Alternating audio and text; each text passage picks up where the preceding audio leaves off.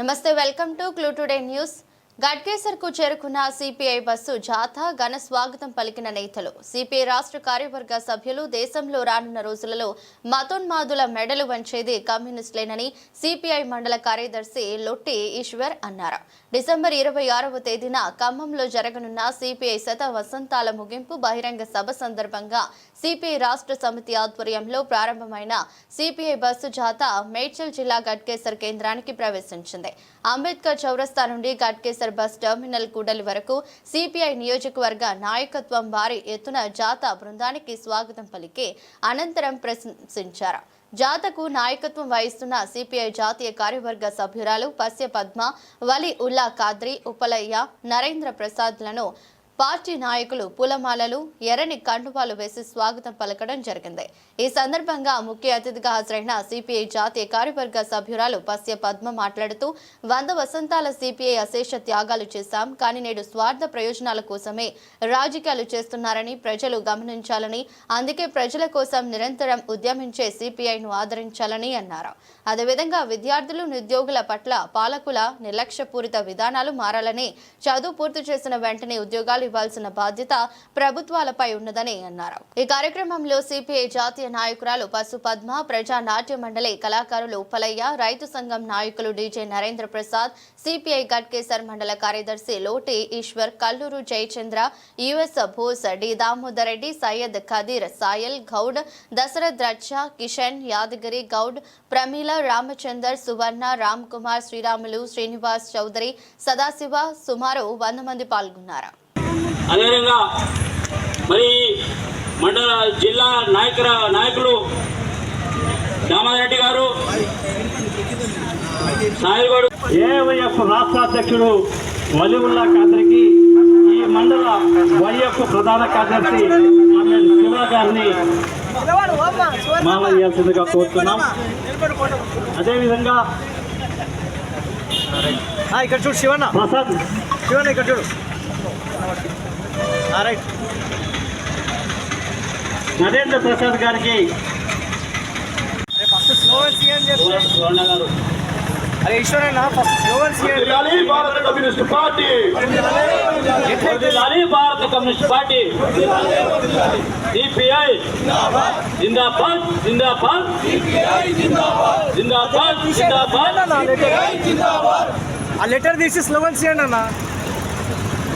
Municipal కార్మికుల party పుట్టినరోజు వేడుకలు జరుపుకోవడానికి ఈ పార్టీ యొక్క ముఖ్య జయంతి ఉత్సవాలు జయప్రదం చేయాలని తెలంగాణ రాష్ట్ర వ్యాప్తంగా ఉన్న జిల్లాలన్నీ వాసన వదులుకొని ఇక్కడ మేడ్చల్ మల్కాజ్గిరి జిల్లా కూకట్పల్లి నుంచి మొదలుపెట్టి మేడ్చల్ జిల్లా నుంచి జగద్గిరిగుంట, అల్వాల్, యాప్రాల్, అదేవిధంగా ఈసీఐఎల్ గుండా ఇక్కడికి చేరుకోవడం జరిగింది.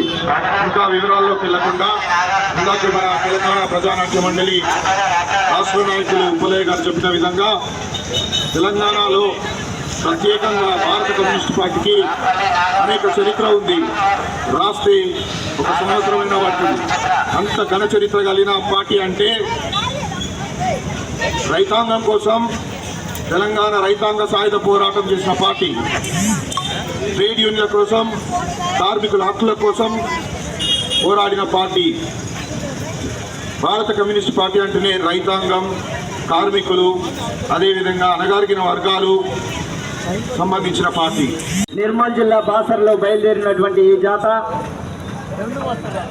నిజామాబాద్, కామారెడ్డి, మేదక్, జహీరాబాద్, సంగారెడ్డి అనేక జిల్లాలు పర్యటిస్తూ ఈరోజు మన గట్కేసరి పట్టణానికి చేరుకుంది. ఇక్కడ ఘన స్వాగతం పలికినట్టు సిపిఐ పార్టీ ప్రజా సంఘాల శ్రేణులందరికీ విప్లవ వందనాలు కామ్రేడ్స్. ఈ జాథా ఉద్దేశం భారత కమ్యూనిస్టు పార్టీ భారతదేశానికి స్వాతంత్రం రాకముందు ఏర్పడి అనేక ఉద్యమాలు, పోరాటాలు చేస్తూ ప్రజలకు రక్షణగా, ప్రజలకు వెన్నుతట్టి ఉండి మనుషులుగా చూడాలని, మనిషి బ్రతుకుతూ ఈరోజు భారత కమ్యూనిస్టు పార్టీ 100 సంవత్సరాలు నిండుకుంది.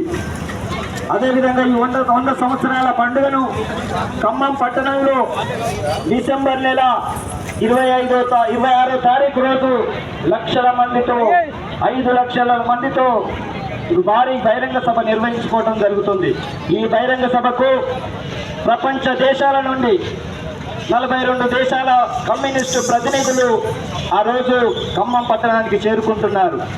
ఎందుకు ఖమ్మం పట్టణం చేరుకుంటున్నారు? ఈ భారతదేశంలో కమ్యూనిస్టు పార్టీ 100 సంవత్సరాల పోరాటాలు గణనీయమైన పోరాటాలు చేసి గణనీయమైన చరిత్ర సృష్టించినటువంటి భారత కమ్యూనిస్టు పార్టీ అనేక ఉద్యమాలు నిర్వహించి రాజుల పరిపాలన అంతం చేసినటువంటిది భారత కమ్యూనిస్టు పార్టీ. అదేవిధంగా తెలంగాణ ప్రాంతంలో నిజాం పరిపాలనను వ్యతిరేకించి నిజామును అంతమొంచడానికి అనేక ఉద్యమాలు నిర్వహించి నిజామును గద్దెదించింది భారత కమ్యూనిస్టు పార్టీ. దున్నేవానికి భూమి వెట్టి చాకిరి రద్దు కావాలని, మనిషిని మంచిగా చూడాలని, భూమి లేని పేదలకు లక్షల ఎకరాల భూమిని ఈ తెలంగాణ ప్రాంతంలో పంచిపెట్టింది